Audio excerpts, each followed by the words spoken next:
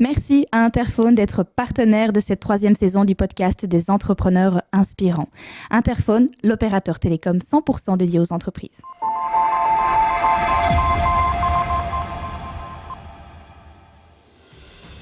Mes enfants étaient super fiers de moi. Ils trouvaient ça grave que leur mère de 50 ans se lance en tant qu'entrepreneuse. Ils trouvaient ça génial. Et en même temps, en imaginant que j'ai des enfants plus jeunes, je travaille chez moi. Et j'arrive... Ça, c'est la liberté pour mon métier à moi. C'est que mes horaires, je les décide. Bonjour et bienvenue sur le podcast des entrepreneurs inspirants. Chaque épisode vous offre un aperçu de l'histoire d'un ou d'une entrepreneur qui éclaire et inspire à travers sa vision et son parcours. Aujourd'hui, c'est un véritable plaisir d'accueillir Claire Michaud, fondatrice de Calme et Focus. Je suis Geoffroy Josquin et je suis impatient de vous faire découvrir cette histoire inspirante. Bonjour Claire, comment vas-tu aujourd'hui ? Bonjour Geoffroy, écoute, je vais super bien. Je suis très enthousiaste d'être ici. Alors pour commencer, pourrais-tu partager avec nous ton parcours et ce que tu fais actuellement ? Ça va, t'as toute la journée ? On a le temps en tout cas. J'ai un parcours très atypique. Je suis orpheline, donc j'ai vécu avec mes grands-parents. Et quand j'ai dû choisir des études pour faire un métier, je voulais faire la psycho ou je voulais faire des études artistiques. Et j'ai eu un non catégorique parce que la psycho, c'était pour les fous. Et les études artistiques, j'allais terminer dans la rue complètement droguée. Du coup, ça m'a forcée à ce moment-là, avec cette espèce de pression familiale, de choisir des études qui ne me convenaient pas du tout. J'ai fait des études j'ai fait une première candie en biologie. Rien à voir, mais ça, c'était à l'école. On m'avait dit que j'avais des bonnes notes en biologie, donc voilà. Là, j'ai plus fait la fête qu'autre chose. Et puis, j'ai fait une première candie. Donc, à notre époque, c'était candie. Maintenant, c'est pas. Oui. Mais j'ai fait une première candie en sciences éco. Aussi une catastrophe.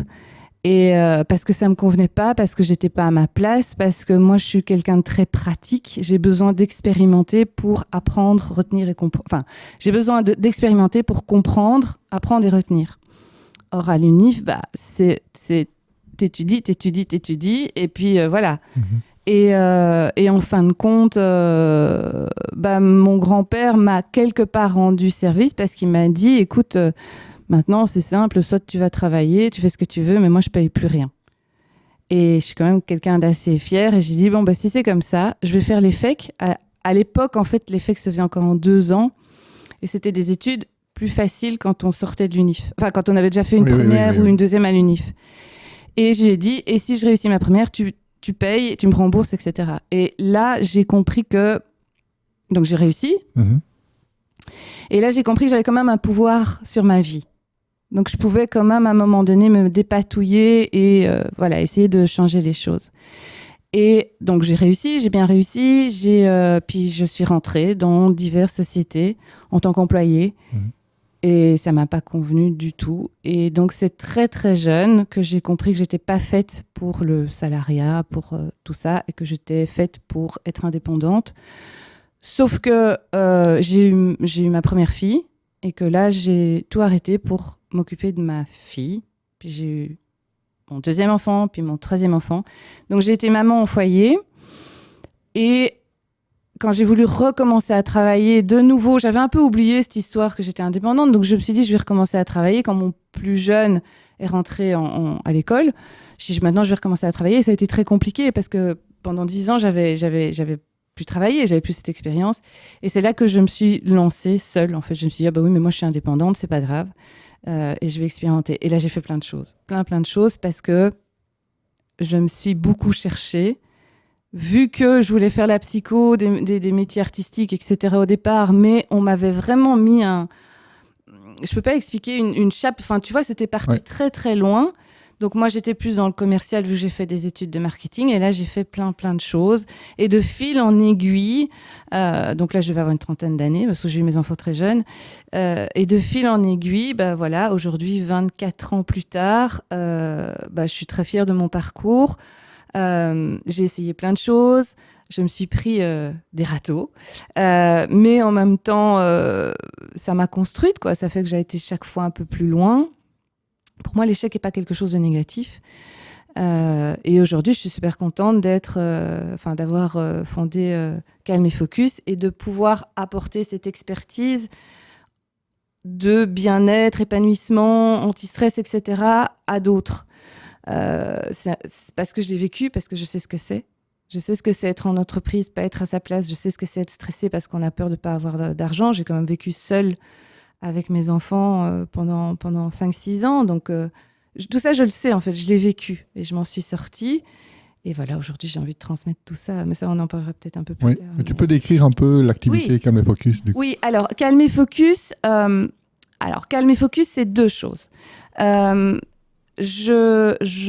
J'anime des workshops de régulation et gestion du stress en entreprise. Et il y a la partie particulier où là, je donne des programmes d'accompagnement pour justement que les gens...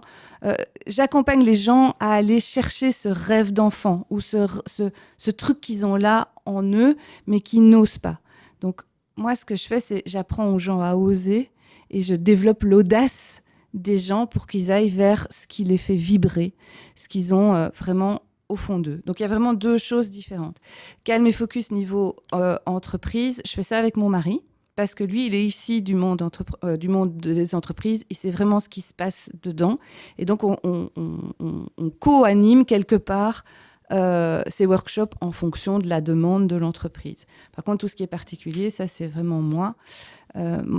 C'est moi avec toutes mes clientes. Je dis mes clientes parce que j'ai que des femmes, mais j'espère qu'un jour, les hommes oseront. Donc voilà ce que je fais. Et en entreprise, là, tu ne formes pas, enfin, tu n'aides pas les personnes à trouver leur pourquoi. C'est-à-dire, ce qui se passe, c'est que quand j'anime mes workshops de gestion du stress, alors j'anime, c'est pas de la gestion du stress, genre on va faire de la méditation, du yoga, etc. J'ai fait suite au Covid, en fait, si tu veux. Moi, j'ai lancé ma boîte, je me suis lancée vraiment juste avant le Covid. Donc, en octobre 2019, je lance mon truc. C'est un bon timing. Super comme timing. Mais j'ai 50 ans. Oui. Je me dis, OK, ça y est, maintenant je lance mon truc, c'est bon, j'y vais. Avant, j'avais fait plein de choses, j'avais expérimenté plein de choses. J'étais artiste peintre, j'ai fait plein de trucs. Mais là, je dis, OK, là maintenant, je vais me concentrer sur ce qui fait vraiment sens et sur ce qui m'anime. C'est accompagner les gens, c'est être dans l'humain et c'est les sortir de ce stress pour qu'après, ils puissent arriver à communiquer avec eux-mêmes, en fait. Et donc voilà, je lance mes ateliers de gestion du stress pour entreprise. Alors, mon premier atelier a eu lieu, je crois, le 3 mars. Le 13 mars, c'était foutu. Et c'était foutu aussi pour mes particuliers parce que j'étais que en présentiel. Tu n'as pas fait le switch en ligne? Ben non, parce que j'y connaissais rien, quoi. J'avais 50 ans, je ne me suis jamais intéressée vraiment à tout ça. Mais par contre, du coup... j'ai rien pu faire. Alors, le premier confinement, moi, je l'ai adoré parce que ça m'a vraiment permis de me poser. Et puis, j'ai eu personne de malade ni rien, mais j'ai vraiment profité de ce confinement pour aller encore plus loin dans mon offre. Et puis, on a pu rouvrir. Et là, c'est reparti parce que les gens attendaient. Et puis, j'ai dû refermer de nouveau. Mais j'ai dû refermer pendant très longtemps, vu qu'il y avait cette fameuse distance, etc. Et donc, on pouvait être 3 par... Enfin bon, bref, moi, ça ne m'intéressait pas. Et là, j'ai commencé à me former en tout ce qui était en ligne. Donc, j'ai suivi plein de formations sur comment faire son site web, comment vendre en ligne, comment mettre les plateformes, etc., etc., etc. Donc là, je me suis reformée à ça. Et parallèlement à ça, je me suis formée en neurobiologie. Et la neurobiologie, ça a été mon déclic. Ça a été la pièce manquante de mon offre. Et j'en reviens donc maintenant au workshop de régulation et gestion du stress, c'est que en fait, je pars du corps. Donc moi, je suis pas du tout dans du cognitif, dans du psychologique, dans rien. Je suis pas du tout là-dedans. Je suis dans le corps. Pourquoi dans le corps ? Parce que le stress vient du corps. Le stress te protège, en fait. Tu vois ? Le stress, en fait, il est super utile. Il te protège. Si tu es en voiture et que tu as 0 stress, tu fais un crash au bout du premier tournant. Mais le problème, après, c'est le stress qui reste, le stress chronique, c'est une insécurité qui reste parce qu'on ne sait pas quoi en faire. Et vu que le stress vient du corps et que 80% des informations vont du corps au cerveau, moi, je travaille qu'avec le corps. Et vu que le cerveau, il comprend pas la différence entre la réalité et l'imaginaire, moi, je fais sourire les gens, même s'ils n'ont pas envie de sourire, je les force à sourire pendant 30 secondes. Et là, le cerveau va dire « Oh, il va bien ou elle va bien, c'est super, j'envoie des hormones de bien-être. » Et donc, tu vois, c'est comme ça que j'essaye. Et du coup, j'ai mis en place toute une méthode qui est super facile à faire pour les entreprises, mais aussi pour les particuliers, je fais les deux, qui est la méthode Sécure, qui est une méthode que tu peux faire n'importe où, dans ta voiture, à ton bureau, n'importe où, avec toujours te reconnecter à toi, à ton corps, à ce que tu ressens, et c'est se demander, OK, ici et maintenant, de quoi j'ai besoin ? De quoi mon corps a besoin.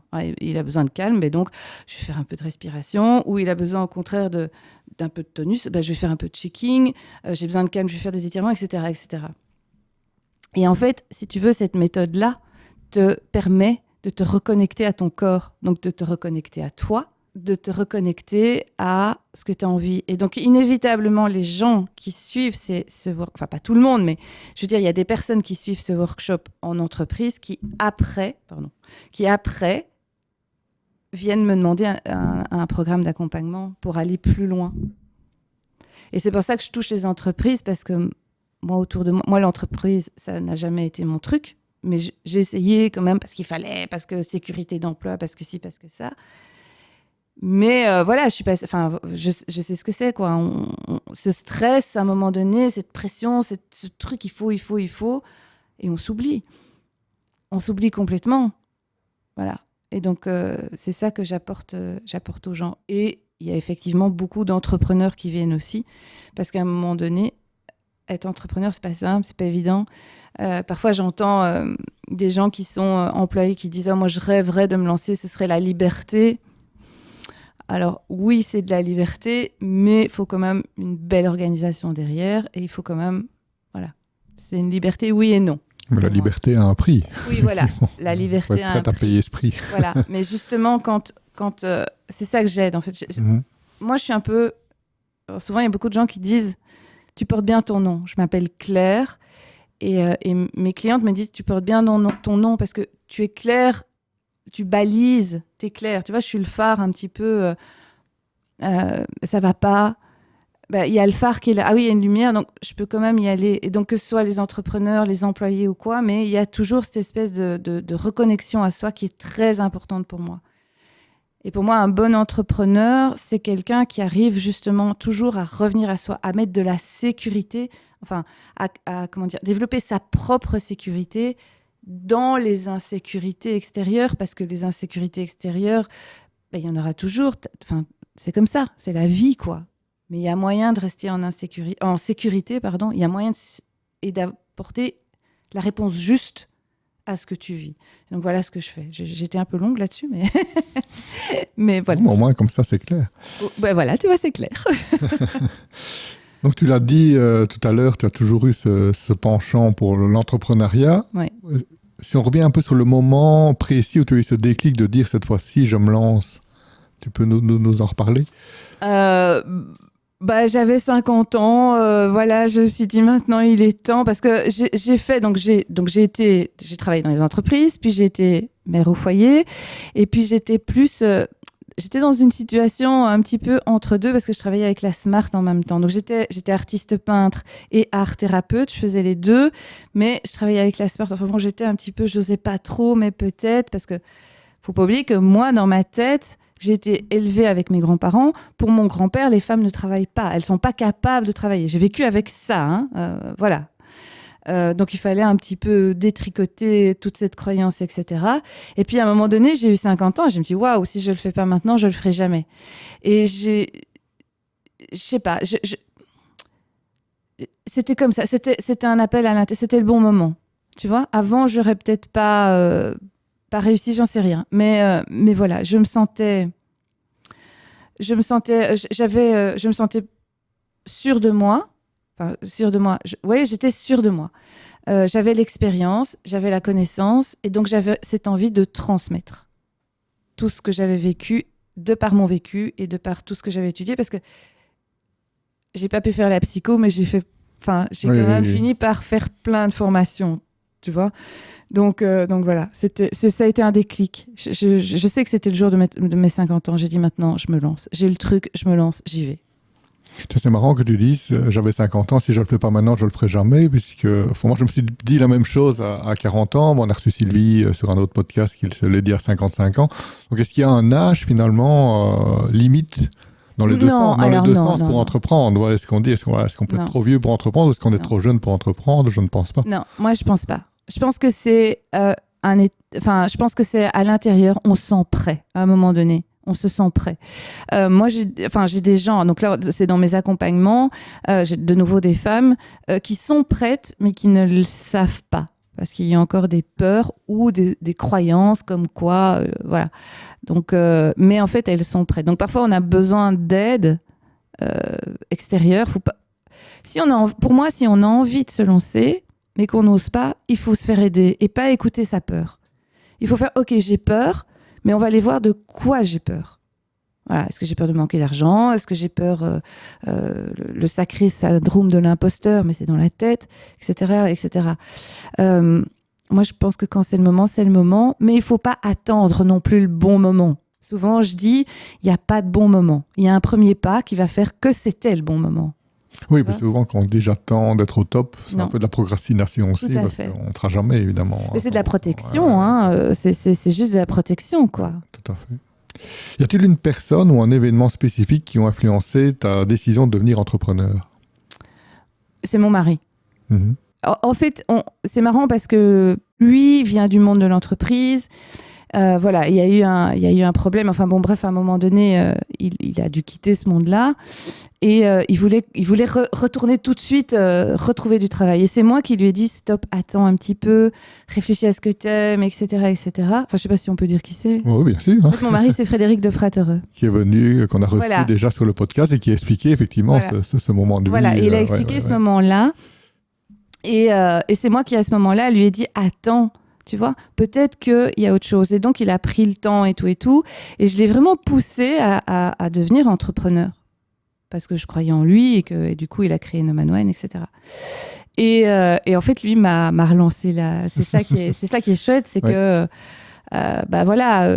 j'avais tout. Et il me dit, en fait, ce que j'ai créé en octobre 2019, c'est la bulle créative de Claire. Donc, j'étais vraiment dans de l'art-thérapie, dans tout ça, parce que j'avais pas encore cette neurobiologie qui était là. Et il m'avait dit, mais lance-toi, vas-y, quoi.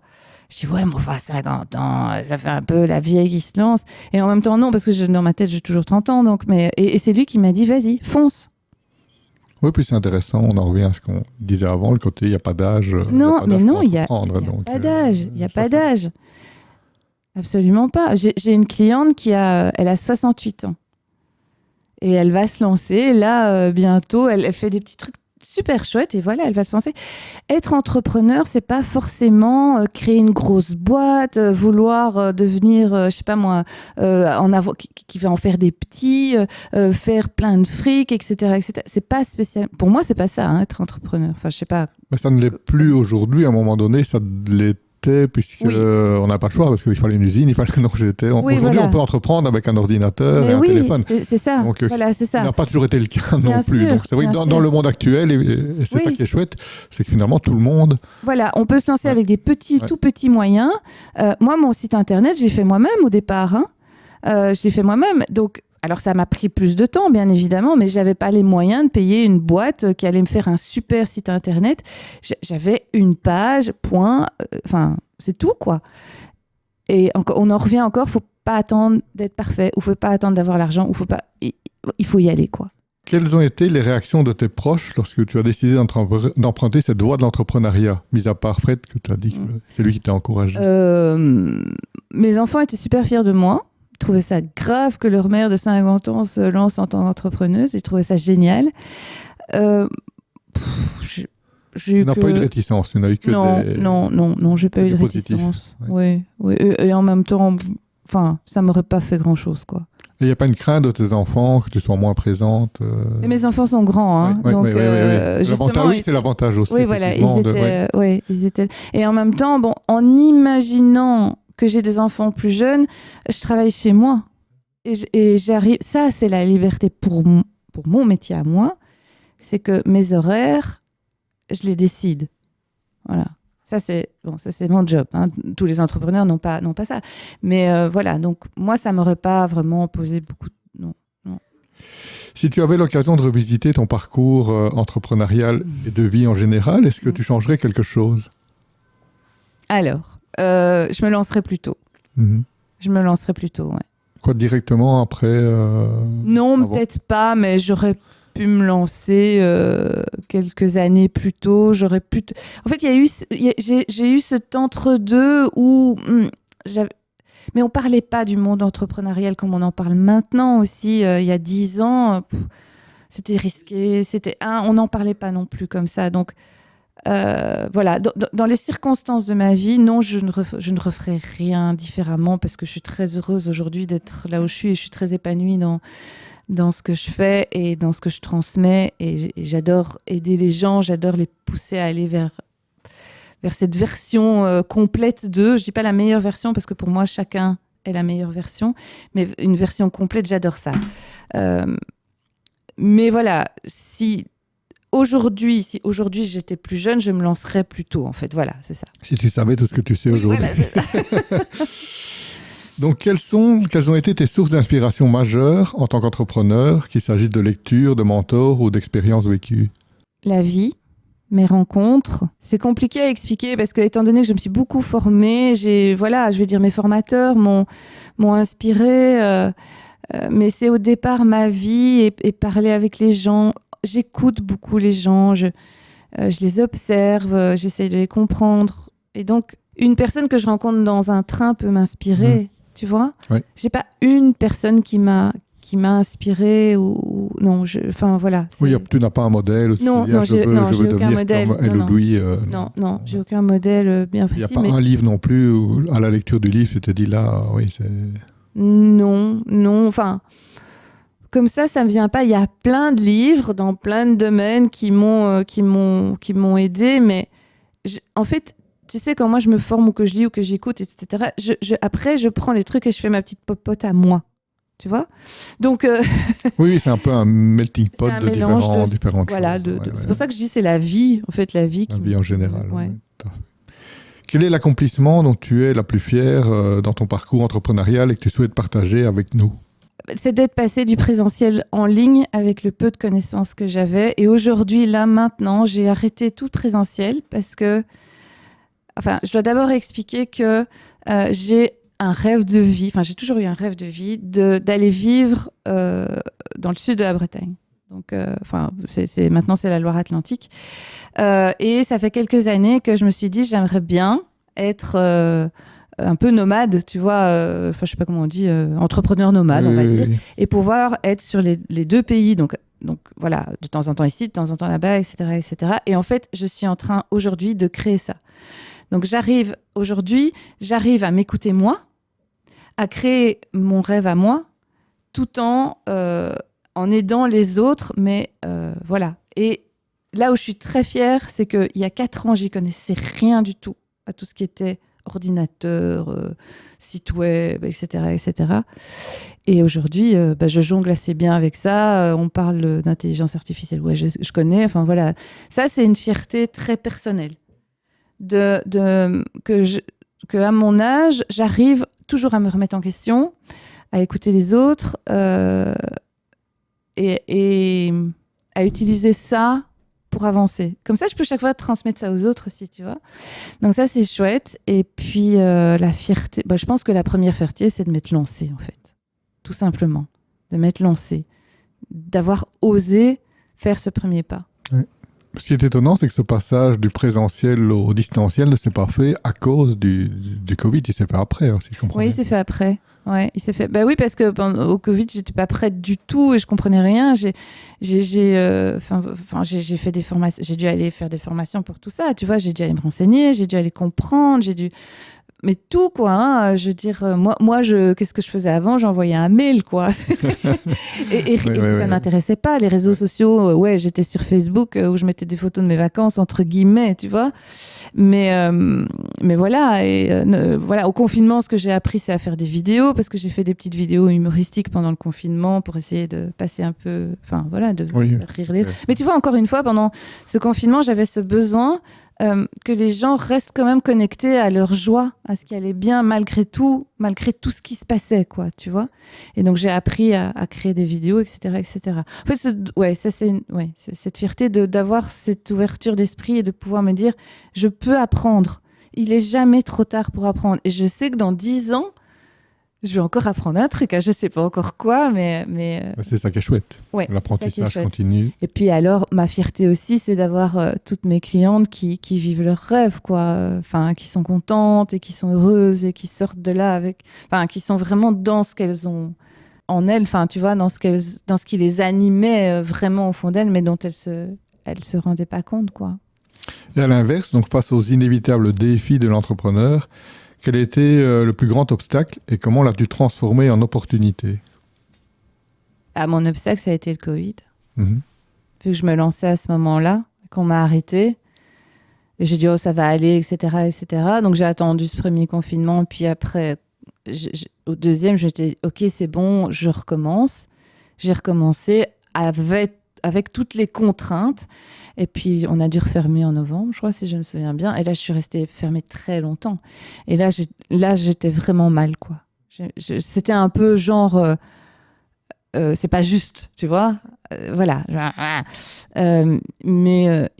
Donc là, j'ai vraiment pendant un mois ou deux, je dis OK, c'est bon, si c'est comme ça, je fais plus rien.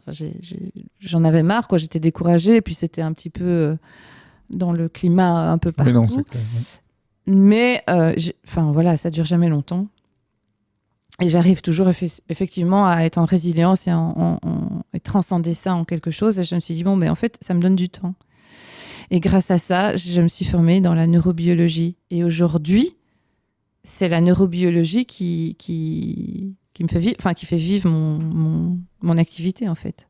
La neurobiologie est devenue le noyau de tout ce que je transmets. Et ce qui est génial, parce que la neurobiologie, c'est quelque chose de très concret. C'est ton corps. C'est pas on va faire des câlins aux arbres.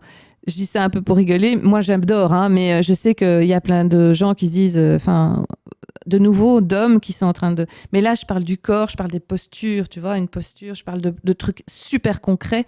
Et donc, j'arrive à toucher plus de personnes qui se disent, ah ouais, je me rendais pas compte qu'en me tenant un peu penchée en avant, j'envoyais le message à mon cerveau que je dois me protéger. Si je me mets...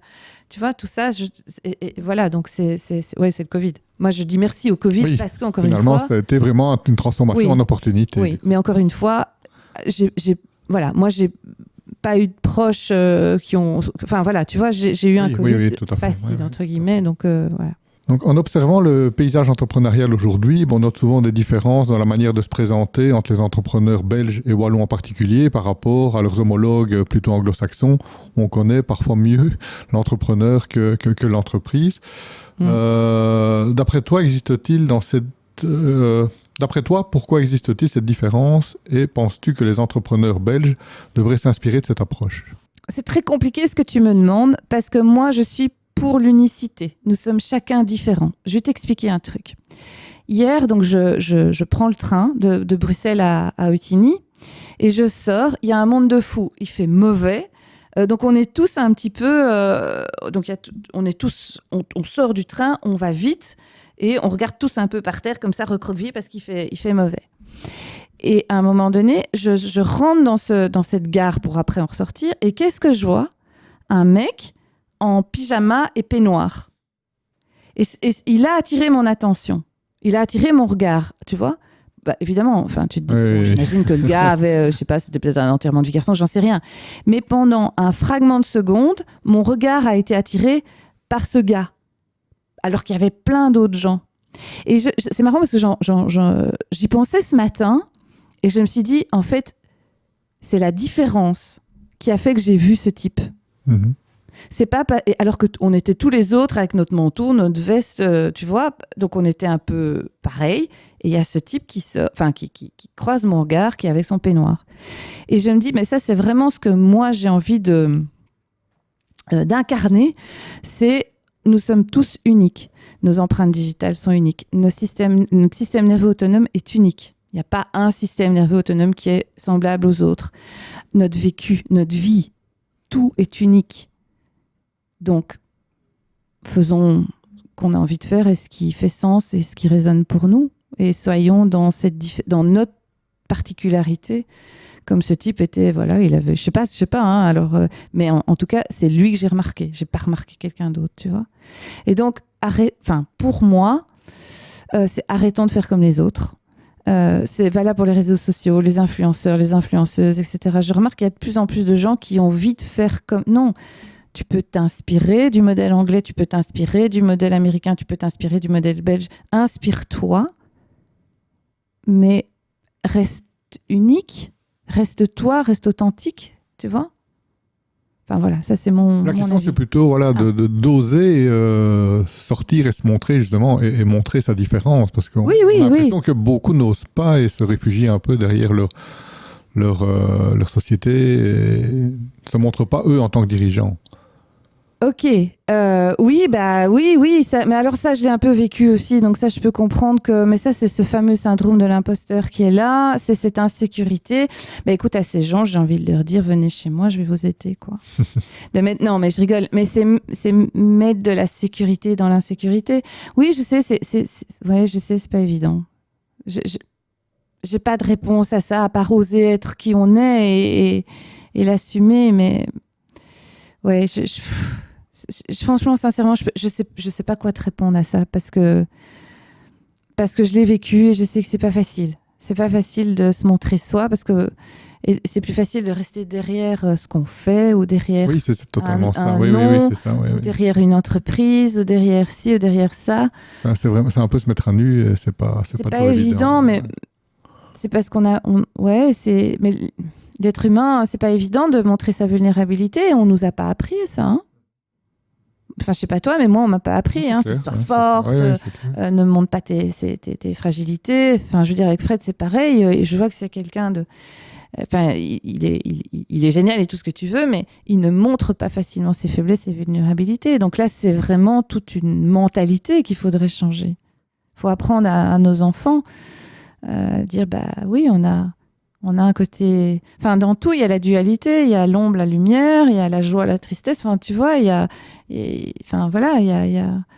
C'est accepter ça. Bon, il y a du travail, là, je pense. Hein. Oui, et puis se montrer plus authentique aussi. Parce que bien sûr. Être authentique, c'est avoir effectivement des forces, mais des faiblesses aussi. Évidemment. Donc, Mais tu sais, moi, dans tout ce que j'ai fait, hein, je t'ai dit, j'ai dit je me suis rendu compte que ce que je faisais pour avoir de l'argent ou pour représenter quelque chose, ça marchait pas.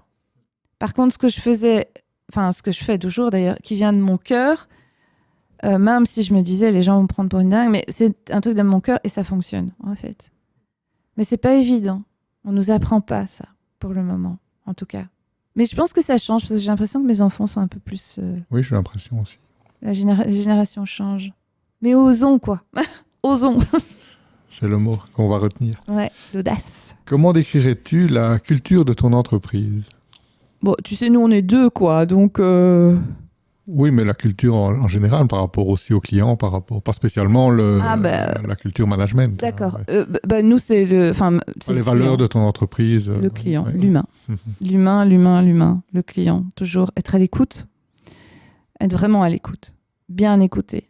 Et pas écouter ce que tu as envie d'entendre, mais écouter vraiment le client. Et peut-être même aller un peu plus loin aussi, de ressentir. Moi, c'est l'humain, le respect. Ça, c'est une valeur chez moi qui est énorme. Respect de l'humain, respect du rythme des clients aussi, et respect de mon rythme aussi. C'est important. Oui, tu parlais tout à l'heure de la liberté de fixer ton agenda, c'est aussi en lien avec ton rythme. Ah oui, moi, c'est super important. Le respect, c'est vraiment le respect de l'humain, quoi. En dehors de ton rôle d'entrepreneur, quelle passion ou hobby enrichissent ta vie ? La peinture. Alors, j'ai fait beaucoup de théâtre aussi Enfin, j'en ai pas fait mon métier, j'aurais voulu, mais bon, je pouvais pas parce que sinon j'allais terminer droguée. Mais donc du coup, j'ai fait du théâtre. J'aime plein de choses en fait. Moi, j'aime la vie, j'aime lire, j'adore me promener, j'adore la nature. Ça, ça me ressource. J'adore mon chat. Non, mais c'est vraiment la nature, les animaux. J'aime bien voyager. Bien que maintenant, je voyage moins parce que je respecte un peu mon empreinte écologique et donc je prends moins d'avions. J'essaie de prendre le train, mais le train étant tellement cher par rapport à l'avion, c'est pas toujours évident. Mais ma passion, c'est de découvrir, apprendre. Voilà, c'est les réseaux sociaux. Moi, je vais sur les réseaux sociaux pour apprendre. Je scrolle pas, j'apprends des citations. Enfin, tu vois, des témoignages. Voilà. J'ai pas de passion bien précise, mais la nature, ça, j'aime beaucoup. Ouais. Comment gères-tu l'équilibre vie privée, vie professionnelle? Surtout, j'ai envie de dire, quand on a un mari qui est déjà très, très, très, très actif aussi. Mais c'est pas évident. Alors ça, c'est pas évident. C'est pas évident parce qu'en plus, on travaille ensemble. Donc, on a chacun nos activités, puis on a cette activité en commun qui est les workshops de gestion et régulation du stress pour entreprise. Du coup, dans notre temps libre, on en parle. Tiens, au fond, Calm et Focus, tiens, telle société, est-ce qu'elle a rappelé Donc, au départ, ça n'a pas été simple, mais on s'en est rendu compte. Et donc, on a mis des moments, fixé des moments pour parler de Calm et Focus. Donc, tous les mardis matins, par exemple, on parle de Calm et Focus. Et si jamais on a un problème ou quoi, on doit parler de Calm et Focus, on prend rendez-vous comme si on était un client ou un fournisseur. Tu vois, donc ça, on arrive à faire. De nouveau, le respect. Hein, moi, je reviens toujours à moi, en fait. Je dis, tiens, ok, ici, tiens, Claire, ici, maintenant, qu'est-ce que tu ressens? Si je me sens stressée, je m'arrête, parce que sinon, c'est le cordonnier le plus mal chaussé aussi, tu vois. Donc, ouais, c'est le respect, et on parle énormément, et on s'octroie des moments à nous, que à nous. Voilà, quand on part en Bretagne, c'est nos moments ressources. C'est aussi un rêve que vous partagez. Oui, c'est un rêve qu'on partage et qu'on commence tout doucement grâce au télétravail, etc. On essaye de partir là-bas et tout en travaillant, mais je peux pas dire c'est un endroit ressource, quoi. Mais j'avoue que c'est pas facile et que régulièrement, il faut de nouveau se dire waouh, stop, on va s'arrêter un petit peu, voir un peu si on n'est pas pris complètement là-dedans. Mais c'est bon, on arrive à gérer. Donc vous avez trouvé votre équilibre. On a trouvé notre équilibre et on le revoit fréquemment parce que c'est vrai que lui comme moi, on peut très vite être entraîné dans. Mais on arrive l'un et l'autre à se s'auto-réguler comme ça, tu vois, voilà. Ça, c'est important ce que tu dis, le fait de le revoir. Une fois qu'on a trouvé l'équilibre, de le revoir régulièrement. Oui. Oui, parce qu'on a toujours tendance à se laisser happer par le boulot, quoi. Hein. Par les clients, par ci, par ça. Ou les moments où il y a un peu moins de demandes, c'est waouh, au secours. Et donc, c'est priorité au boulot. Mais non, l'autre est toujours là. Donc voilà. Mais non, mais en gros, là, maintenant, on a trouvé cet équilibre et on respecte les moments, les moments de l'autre aussi, tu vois. Donc, oui, on arrive à trouver un équilibre maintenant. Mais il faut régulièrement s'arrêter et se dire, OK, est-ce que cet équilibre est toujours là? Il faut être attentif à ça. As-tu remarqué un changement du regard des autres par rapport à ton succès entrepreneurial, ou j'ai envie de dire votre succès entrepreneurial, puisque vous êtes deux dans l'entreprise? Parce qu'au départ, on a souvent des sceptiques qui disent qui ne croient pas trop au projet. Puis finalement, quand on aboutit à sa vision, qu'on arrive à réaliser sa vision, est-ce que les regards changent? Moi, je suis dans la culture du bonheur, pas dans la culture du malheur. Parce que je suis restée beaucoup il y a cette culture du malheur, hein, c'est fais attention, tu vas te planter, etc., etc. Moi, j'ai été vraiment éduquée là-dedans, donc j'ai basculé dans la culture du bonheur. Alors, c'est pas être dans le déni, rien du tout, mais je me concentre sur les gens qui m'encouragent. Je me suis toujours concentrée sur les gens qui m'encourageaient et sur les gens qui me disaient « Ouais, mais fais attention, c'est dangereux, nanana, et tu vas pas avoir d'argent, etc. » Je me disais « C'est leur problème, je les ramène à leurs propres insécurités. » Donc, je me suis toujours entourée de gens ressources. Du coup, ces gens-là, ils sont super contents. Ils sont contents pour moi. Mais oui, évidemment, il y a des gens qui disent je pense à une personne, par exemple, dans mon entourage, qui me disait, elle n'est plus là, mais qui me disait oui, mais le bonheur, ça ne dure pas. Profites-en, parce que ça ne dure pas. Bon, ouais, c'est ton avis, c'est pas le mien, et voilà, et je suis sûre, malheureusement, elle est décédée, mais aujourd'hui, j'aurais envie de lui dire, tu vois, hein. Donc, oui, le regard a sûrement changé. Puis bon, il y a toujours des gens qui sont un peu jaloux ou qui t'envient. Voilà. Oui, qui voudraient peut-être eux aussi se lancer, réaliser le rêve. Ça génère de la jalousie chez certains. Oui, sûrement, mais encore une fois, c'est leurs insécurités et voilà. En fait, ça m'est un peu égal, je dois t'avouer, Geoffroy. Mais tu peux les aider, ceci dit, toi. Ah, s'ils demandent de l'aide. Oui, je peux les aider, mais pas les sauver, tu vois. Oui, donc, on est d'accord. Je peux leur dire, s'ils viennent demander de l'aide, avec grand, grand plaisir. Quelles sont les valeurs fondamentales qui orientent ta démarche entrepreneuriale au quotidien ? J'ai envie de dire l'amour, c'est l'amour qui vient, l'amour de soi, l'amour des autres, le respect de soi. On est nouveau dans le respect. Donc, c'est l'amour de soi, hein, c'est aime-toi. Tu sais, il y a une phrase que j'adore, c'est tu as cru au Père Noël pendant 8 ans, tu peux bien croire en toi pendant 5 minutes. Moi, c'est ça qui m'anime. C'est crois en toi et aide les gens à croire en eux, en leur unicité, en leur spécificité. Voilà, moi, j'ai appris à m'aimer telle que j'étais, avec mes défauts, mes qualités. Je suis loin d'être parfaite, comme tout le monde. De toute façon, la perfection, c'est embêtant. Et voilà, c'est ce qui m'anime, c'est ça. C'est aime-toi, accepte-toi et aime tes projets. Fais-toi confiance, épanouis-toi. C'est l'humain. De nouveau, on est dans l'humain. Hein. Moi, et le reste viendra, en fait. Tu vois ? Arrête de t'inquiéter. Est-ce qu'il y a tu viens d'en donner une, mais est-ce qu'il y a une autre citation ou une pensée qui t'inspire particulièrement dans ta vie d'entrepreneur ? N'attends pas que tout soit parfait pour faire le premier pas. Fais le premier pas et tout deviendra parfait. Ça, c'est quelque chose qui est important. Et puis, celle que je viens de dire maintenant. Crois en toi, quoi. L'histoire du Père Noël, moi, je trouve ça extraordinaire, tu vois. Tout à fait. Voilà, c'est crois en toi, en toi. N'écoute pas les autres. Crois en toi. Et donc, comment envisages-tu l'évolution de ton secteur dans les années à venir et comment y places-tu ton entreprise ? Alors moi, je sais que mon secteur va se développer. Ça, je suis certaine, parce que je le sens déjà maintenant. On vit des crises, on vit des guerres, on vit des choses de plus en plus compliquées. Donc, les gens sont de plus en plus confrontés à l'insécurité. Avant, dans nos pays, on était plus ou moins, on se pensait en sécurité, mais là, maintenant, on se rend compte que, ce qui se passe loin a des répercussions sur nous. Les gens ont de plus en plus peur. Mon job qui est créer ta propre sécurité intérieure pour être dans la résilience de ce qui se passe à l'extérieur, ça ne peut que se développer. Ça, c'est sûr. En plus, c'est par le corps, en plus, c'est facile. Il ne faut pas aller dans une salle de gym, dans une salle de yoga ou quoi. C'est vrai, c'est quelque chose. En fait, c'est reprendre sa responsabilité pour créer sa propre sécurité, pour pouvoir répondre aux situations. Et c'était quoi la deuxième question ? La place de ton entreprise dans ce secteur en évolution. J'espère qu'elle sera centrale et qu'elle va se déployer, quoi. Donc, avec une croissance potentielle. Non, je veux dire, par exemple, recruter des personnes. Je souhaite. Oui, ça, c'est mon rêve. Ouais. J'ai 2 rêves. Le premier, c'est Alors, donc là, maintenant, comme je t'ai expliqué, je repasse en ligne, mais le présentiel, j'adore ça. Donc, j'ai un objectif. C'est pas un rêve, c'est des objectifs. J'ai un objectif, c'est de...